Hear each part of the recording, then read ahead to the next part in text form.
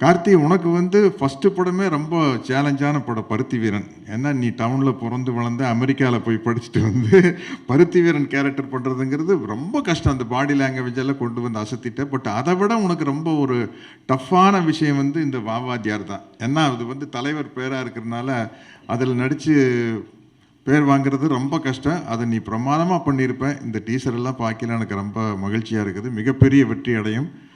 கிருத்தி ஷெட்டி கரெக்டாக சொல்லிட்டுனா, ஷில்பா எல்லோரும் வந்து நல்ல ஒரு ப்ராமிசிங் ஆர்டிஸ்டாக இருக்காங்க.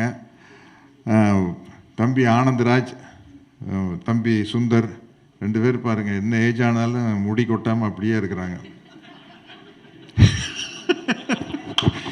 இல்லை, இந்த ஏஜில் அந்த அளவுக்கு பாருங்க. சுந்தருக்கும் அப்படியே இருக்குது, அவருக்கு அப்படியே இருக்குது. இந்த பிக்குன்னு ஒன்று கண்டுபிடிக்கலன்னு வைக்கல, நாங்கெல்லாம் மணப்பாறை பாடு கட்டி பாய வர ஏறு போட்டி நாடு சத்யராஜ். நானும் கவுண்டமணி என்ன பேசிக்கோ. கவுண்டமணி என்ன சொல்றாரு, சத்யராஜ் இந்த விக்குன்னு ஒன்று கண்டுபிடிக்காம இருந்தால் நம்ம என்ன செஞ்சிருப்போம், எங்கேயாச்சும் ஊரில் மாடு மேய்ச்சிட்டு இருந்திருப்போம் அப்படின்பா. அதுக்கு நம்மளுக்கு 1 2 3 எல்லாம் தெரியணும்ல. முதலாளி கேட்பான்ல, அப்போ இத்தனை மாடு ஓட்டிட்டு போனால் திருப்பி வரையில கணக்கு கரெக்டாக இருக்குதான்னு நம்மளுக்கு அப்படி காமெடியாக பேசிகிட்டு இருப்போம்.